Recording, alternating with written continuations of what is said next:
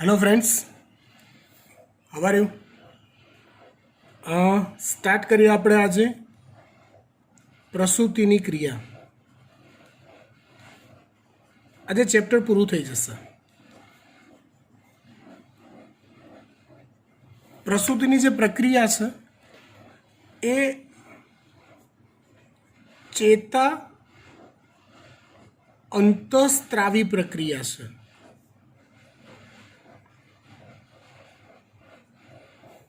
કેવી પ્રક્રિયા છે? તો કે ચેતા અંતઃસ્ત્રાવી, મતલબ આ પ્રક્રિયામાં ચેતાતંત્ર પણ સંકળાય અને અંતઃસ્ત્રાવી તંત્ર પણ એટલું જ સંકળાતું હોય છે. બંનેના કોમ્બિનેશન અથવા ટીમ વર્કથી પ્રસૂતિની પ્રક્રિયા થાય છે. મનુષ્યમાં ગર્ભ વિકાસ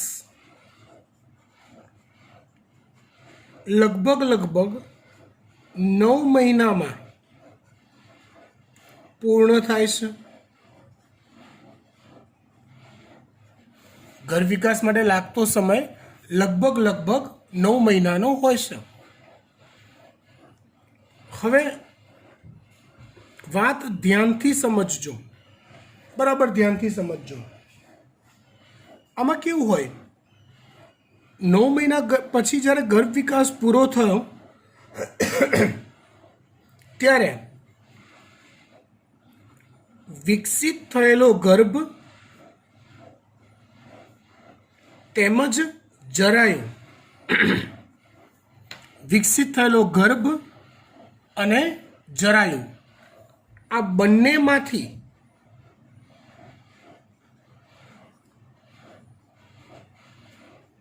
અંતઃસ્ત્રાવોનો સ્ત્રાવ કરે છે.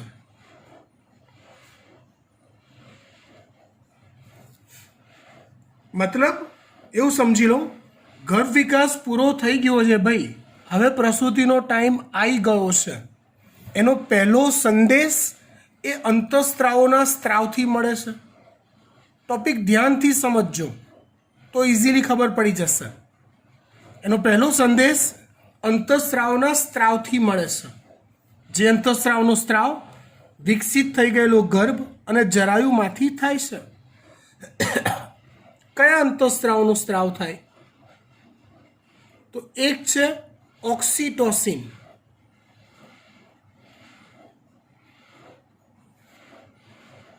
અને બીજો છે પ્રોસ્ટાગ્લાન્ડિન. કયા બે અંતઃસ્ત્રાવનો સ્ત્રાવ થાય? તો કે ઓક્સિટોસિન અને પ્રોસ્ટાગ્લાન્ડિન. ક્યાંથી સ્ત્રાવ થાય? વિકસિત થઈ ગયેલો ગર્ભ અને જરાયુ બંનેમાંથી. હવે અંતઃસ્ત્રાવોના આ બંને અંતઃસ્ત્રાવના સ્ત્રાવની અસર શું થાય?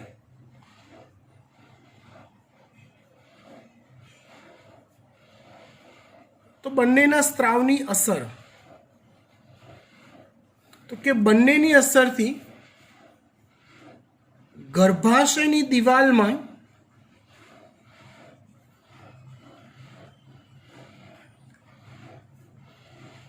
આંશિક સંકોચનો પ્રેરાય છે. બંનેની સંયુક્ત અસરથી ગર્ભાશયની દિવાલમાં આંશિક સંકોચનો પ્રેરાય છે.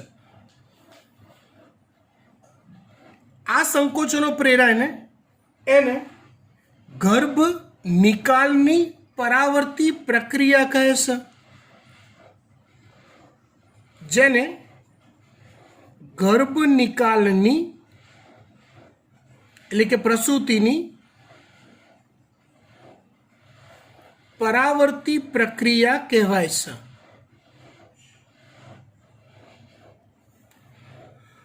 થોડુંક પ્રેક્ટિકલ શીખવાડું તમને. તમે રિયલ લાઈફમાં કે ફિલ્મી દુનિયામાં મૂવીઝ જોવામાં કોઈ ફિમેલને જ્યારે પ્રસૂતિનો સમય હોય ત્યારે તમે જોયું હશે, અચાનક જ એને ગર્ભાશયમાં પીડા સર્જાય છે. રાઈટ. એ જે પીડા સર્જાય ને એ આપણે શરૂઆતની પીડા એ ગર્ભાશયના આ સંકોચનોથી સર્જાય છે. એ સંકોચન થાય, સમજો, આ સંકોચનોથી સર્જાતી પીડા નો ચેતાઓ દ્વારા સંદેશ મગજ સુધી પહોંચે છે. તમે જુઓ, ભગવાને કેવું મસ્ત મજાનું સેટિંગ કર્યું છે. ઘર વિકાસ પૂરો થયો એ મગજને કેવી રીતે ખબર પાડવી ભાઈ? મગજને કેવી રીતે ખબર પડે? તો કે એના માટે ગર્ભાશયમાં સંકોચનો પેદા થાય. ગર્ભાશયમાં સંકોચન ક્યારે પેદા થાય? તો કે ભગવાને ગોઠવણ કરી કે જ્યારે ગર્ભ વિકાસ પૂરો થશે ત્યારે વિકાસ પામેલો ગર્ભ અને જરાયુ બંને ઓક્સિટોસિન પ્રોસ્ટાગ્લાન્ડિનનો સ્ત્રાવ કરશે ને જેનાથી ગર્ભાશયમાં સંકોચન પ્રેરાશે. એ સંકોચનોથી જે પીડા સર્જાય એનો અનુભવ ચેતાઓ દ્વારા મગજ કરશે. મતલબ મગજને સમજો, આ જે પીડા સર્જાય ને ગર્ભ નિકાલની પરાવર્તી પ્રક્રિયાવાળી આંશિક સંકોચનોવાળી એ પીડા પ્રસૂતિ માટેના સંકોચનોની નથી. પ્રસૂતિનો સમય થઈ ગયો છે એ સંદેશ મગજને પહોંચાડવા માટે સર્જાય છે.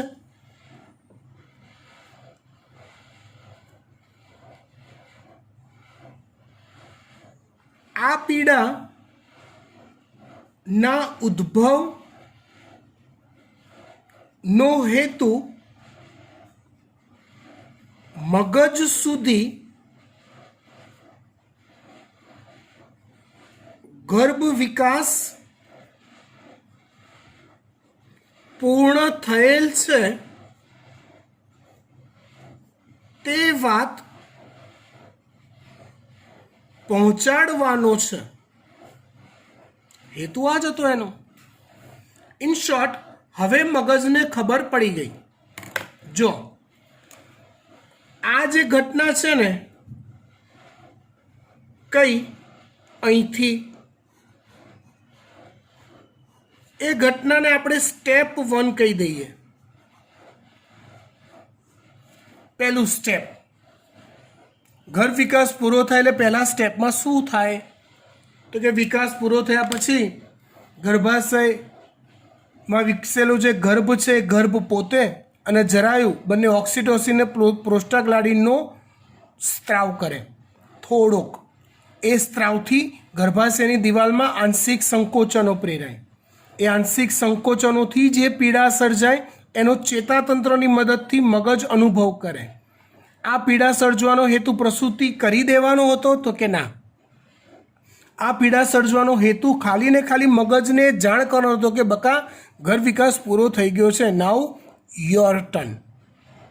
હવે મગજ કંઈક કરશે પ્રસૂતિ કરાવવા માટે.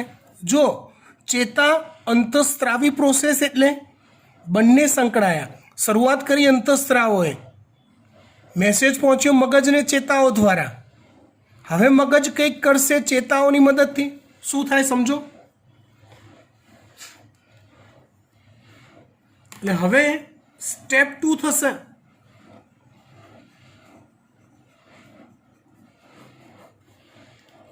શું થવાનું આ સ્ટેપમાં? તો કે મગજ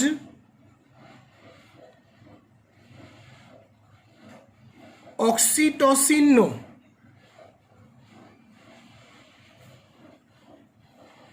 મોટા જથ્થામાં સ્ત્રાવ કરે છે.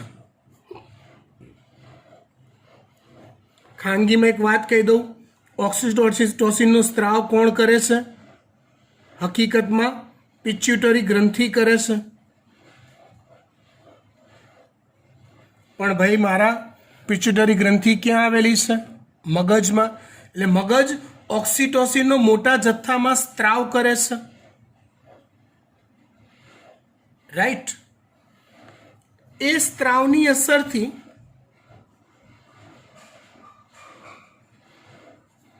અસરથી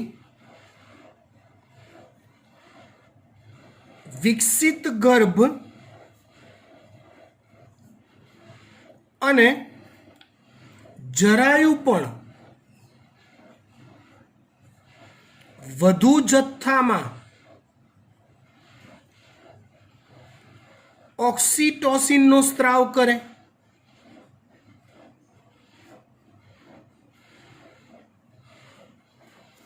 જેની અસરથી હવે ગર્ભાશય પૂર્ણ કક્ષાના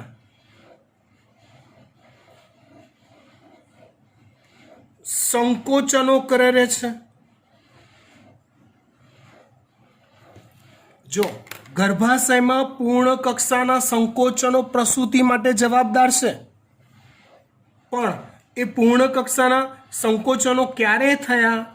બહુ મોટા જથ્થામાં ઓક્સિટોસિન બ્લડમાં ભળ્યું, ત્યાંથી ગર્ભાશયની દિવાલને અસર કર્યું ત્યારે.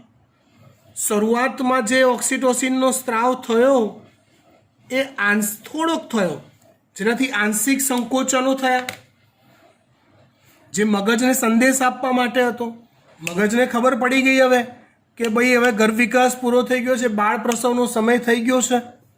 એટલે મગજે શું કર્યું? ઓક્સિટોસિનનો મોટા જથ્થામાં સ્ત્રાવ કર્યો. એ બ્લડમાંથી ફરતો ગર્ભાશય સુધી પહોંચ્યો, જેની ઇફેક્ટથી ગર્ભાશયમાં મોટા સંકોચનો પ્રેરાય. સાથે સાથે જરાયુ અને વિકસિત ગર્ભે પણ મોટા જથ્થામાં ઓક્સિટોસિનનો સ્ત્રાવ શરૂ કરી દીધો. એટલે હવે પૂર્ણ કક્ષાના સંકોચનો થાય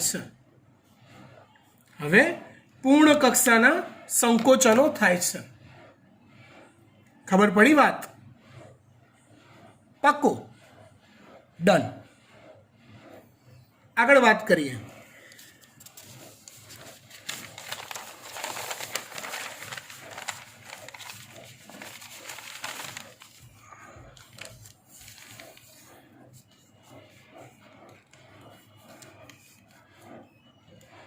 સ્ટેપ 3.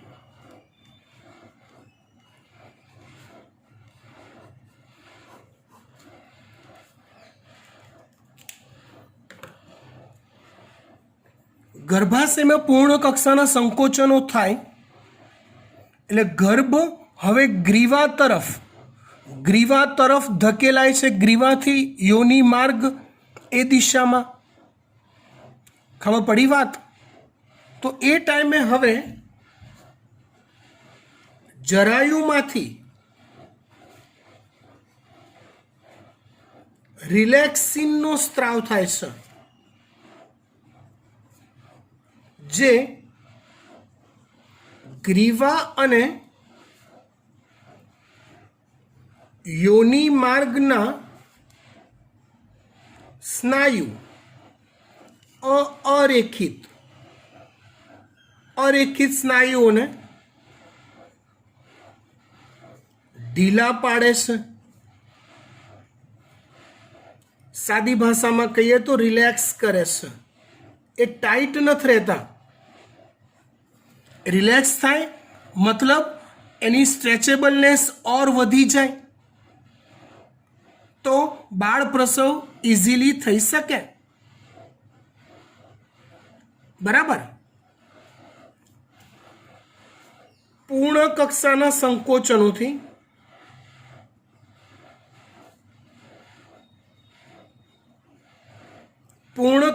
સંકોચનોથી ગર્ભ ગ્રીવા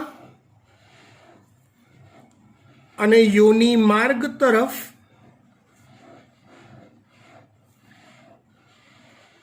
ધકેલાય છે અને પ્રસૂતિની ક્રિયા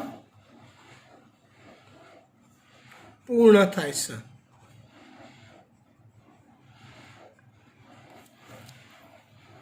સમજણ પડી ગઈ વાત? ડન.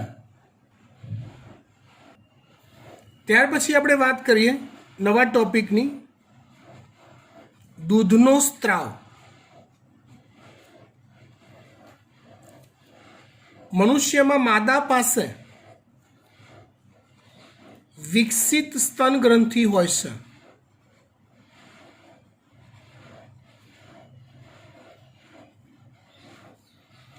આ સ્તન ગ્રંથિ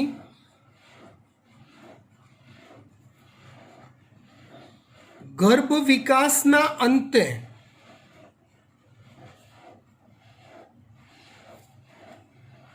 વિભેદીકરણ પામે છે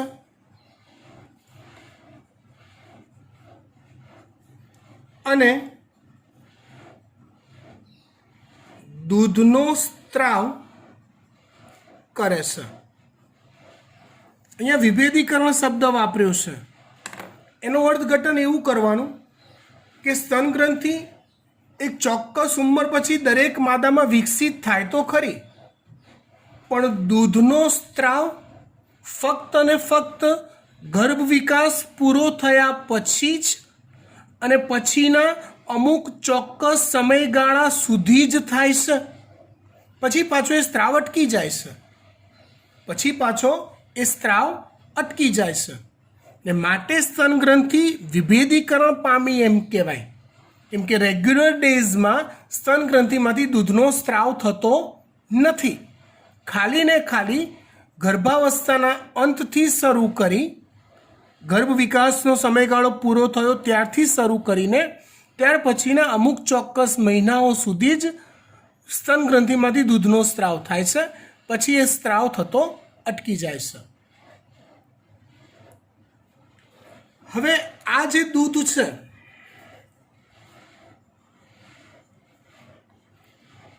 એ દૂધનો સ્ત્રાવ જે હોય એ શરૂઆતના અમુક સમયગાળા પૂરતું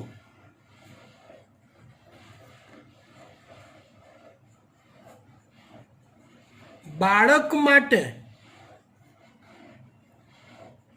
અત્યંત જરૂરી હોય છે. આ જે દૂધ છે શરૂઆતનું, એને કોલાસ્ટ્રમ કહેવાય છે, જેમાં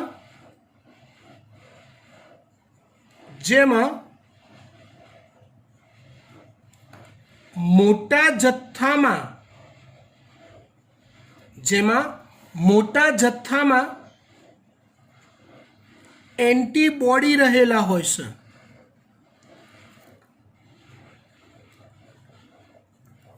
મોટા જથ્થામાં એન્ટીબોડી કે જે બાળકની રોગપ્રતિકારક શક્તિ વધારવા જરૂરી હોય છે. બાળકની રોગપ્રતિકારક શક્તિ વધારવા માટે જરૂરી હોય છે.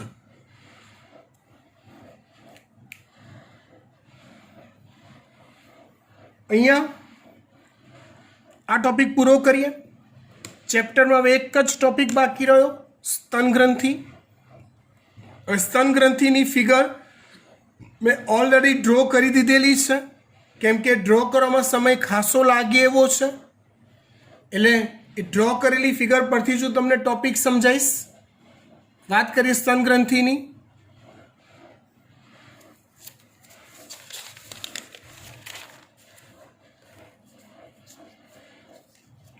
જો આ જે આકૃતિ છે,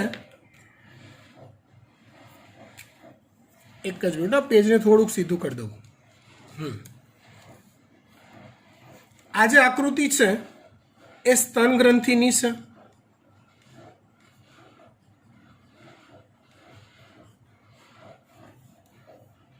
સૌથી પહેલા એના કેટલાક નામ નિર્દેશન આપણે સમજી લઈએ. જો આ જે ભાગ છે માદાની છાતીનો ભાગ છે, જ્યાં પાંસળીઓ આવેલી હોય,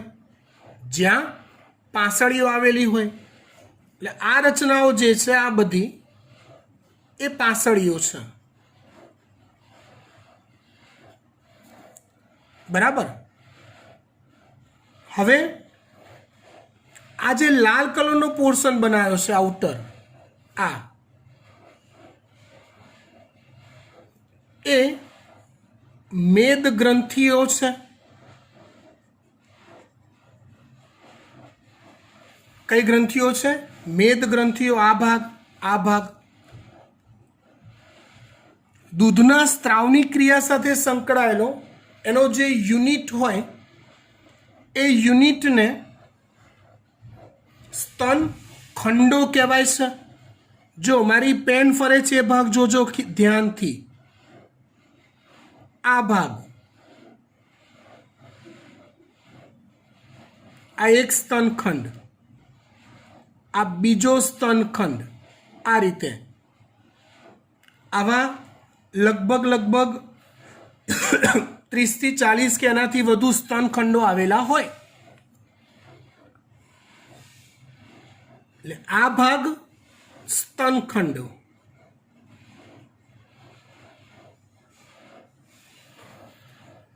દરેક સ્તનખંડની અંદર સ્તન કુપિકાઓ આવેલી હોય. દરેક સ્તનખંડમાં શું આવેલું હોય? સ્તન કુપિકાઓ. આ જે બ્લુ કલરની દોરી છે એ સ્તન કુપિકા છે. હવે સ્તન કુપિકા એક્ઝેક્ટલી આવી હોય આમ. એની બોર્ડર પરના જે કોષો છે, બોર્ડર પર કોષો અને વચ્ચે પોલાણ, આ છે સ્તન કુપિકા. રાઈટ? તો બોર્ડર પરના કોષો છે દૂધનો સ્ત્રાવ કરે અને આ છે સ્તન કુપિકાનું પોલાણ. એ પોલાણમાં ટેમ્પરરી દૂધનો સંગ્રહ થાય. ખબર પડી વાત? ઓકે. હવે એ સ્તન કુપિકાઓ ખુલે છે. દરેકની કુપિકાઓની પોતપોતાની સેપરેટ હોય, જે જેન્યુઅન રીતે આકૃતિમાં ના દેખાય. ખુલે છે સ્તન નલિકાઓમાં. ક્યાં ખુલે છે? સ્તન નલિકાઓમાં. હવે એ બધી સ્તન નલિકાઓ ભેગી મળી સ્તન વાહિની બનાવે. આ સ્તન વાહિની, આ સ્તન વાહિની, આ બધી સ્તન વાહિની છે. એ સ્તન વાહિનીઓ ભેગી મળી એક ફૂલેલા ભાગમાં ખુલે, જેને સ્તન તુંબિકા કહેવાય.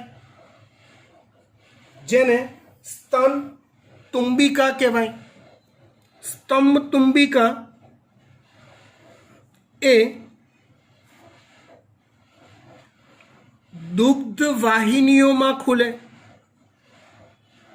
અને બાળક દ્વારા, આ જે ટોચનો ભાગ છે ને નિપ્પલ કહેવાય, બાળક દ્વારા નિપ્પલ એટલે એકચ્યુઅલીમાં કહેવા જઈએ તો દુગ્ધ વાહિનીઓ ચૂસવામાં આવે, શોષણ કરવામાં આવે, એમાંથી શકિંગ કરવામાં આવે. તો આ આખા વિસ્તારમાંથી દૂધ વહેતું અહીંયા સુધી પહોંચે છે અને બાળક પોષણ મેળવી શકે છે. સમજણ પડી ગઈ વાત? યસ. આ જ વાતને હવે આપણે થોડુંક શોર્ટમાં થિયરી તરીકે લઈ લઈએ એટલે વાત પૂરી કરી શકાય. જો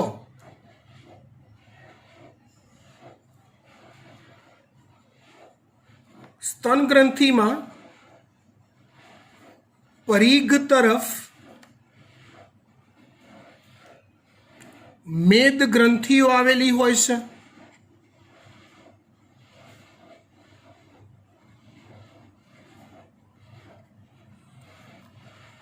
વચ્ચેનો સમગ્ર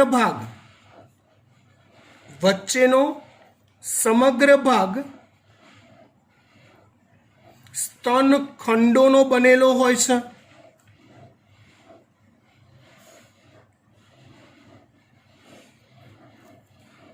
આશરે એક સ્તન ગ્રંથિમાં 15 થી 20 જેટલા સ્તનખંડ હોય. આપણે અહીંયા 2 જ દોર્યા છે. હવે એ સ્તનખંડોમાં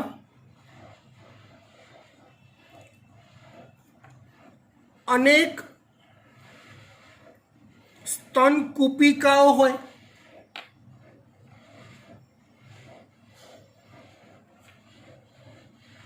સ્તનખંડોમાં અનેક સ્તન કુપિકાઓ હોય જેના કોષો દૂધનો સ્ત્રાવ કરે, જે તેના પોલાણોમાં સંગ્રહ પામે. હવે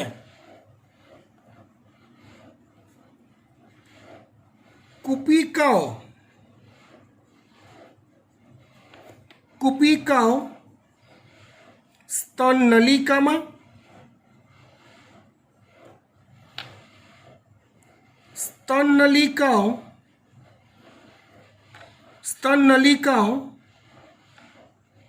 સ્તન વાહિનીઓમાં, સ્તન વાહિનીઓ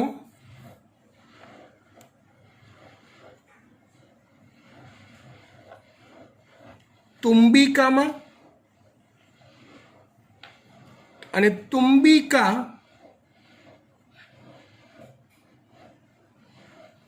દુગ્ધ વાહિનીઓમાં ખુલે.